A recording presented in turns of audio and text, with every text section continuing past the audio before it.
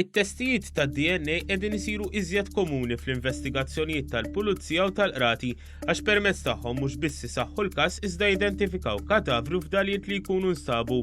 Dawn it-testijiet isiru aktar diffiċli meta l-kadavru jkun fi stat qawwi ta' dekompożizzjoni u meta l-fdalijiet misjuba ikunu għadam.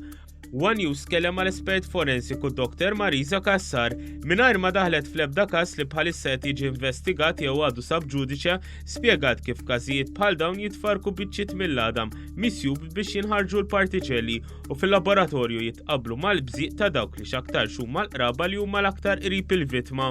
L-ewwel jiġu studjati l-għadam biex jiraw x'raġel jew mara. Mbagħad li jiġu studjati dental records biex jiraw mis-snien jistgħu jidentifikaw minnu. Mbagħad jekk isek ma tasalx bekk biss tagħmel l-analiżi tad-DNA fejn hemmhekk toħroġ id-DNA minn l-għadam u mbagħad jew tqabblu ma' xi ħaġa li tkun tal-persuna, pereżempju l-persuna hemm xi naf maktur tagħha b'xi demm jew xi toothbrush antika, jew inkella tqabbel ma' relatives.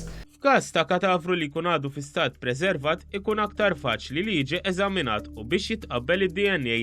Dr. Kassar qalet li f'sitwazzjoni fejn il-kadavru għadu mhux daqshekk fi stat ta' dekompożizzjoni tittieħed biċċa minn muskolu biex titqabbel ma' oġġetti jew bnedmin oħra.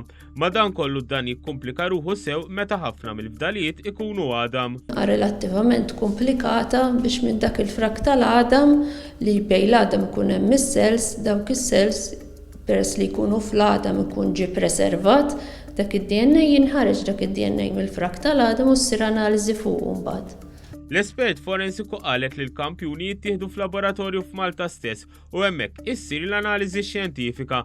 Qalet li test tad-DNA jista' biss ma jkunx definittiv f'każijiet eċċezzjonali. Fil-verità jekk ikun hemm iktar minn persuna nieqsa tal-familja, jista' jkun hemm dak id-dubju għajn ngħidlek sakemm ma jkunx hemm xi ħaġa spesifika ta' dik il-familja kif semmejt xi demm pereżempju li tista' mqabbla eżatti l-istess profile ma l-istess profile, imma jekk fil-familja jkun hemm persuna waħda nieqsa, ġeneralment dawn it-testijiet ikunu biżżejjed biex jikkonfermaw l-identità.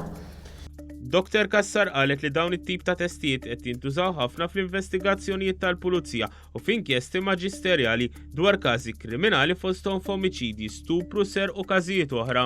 Jew pereżempju f'każijiet kriminali fejn naf kien hemm serqa, kien hemm xi demm ma' xi tieqa pulizija jsibu l xi ħadd jkun suspettat u jqabblu d-demm li jkun hemm fit-tieqa ma' il-DNA tal-persuna ġifieri u hemmhekk jekk ikun hemm match ġifieri dik il-persuna vera daħlet f'dak il-bini.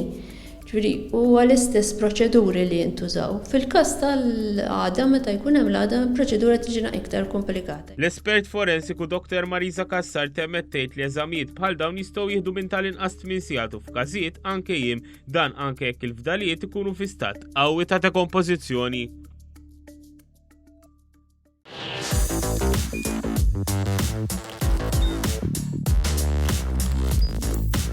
Idħol fuq one.com.mt u hemmhekk tista' tara l-programmi kollha li jxandru fuq One permezz ta' One Play.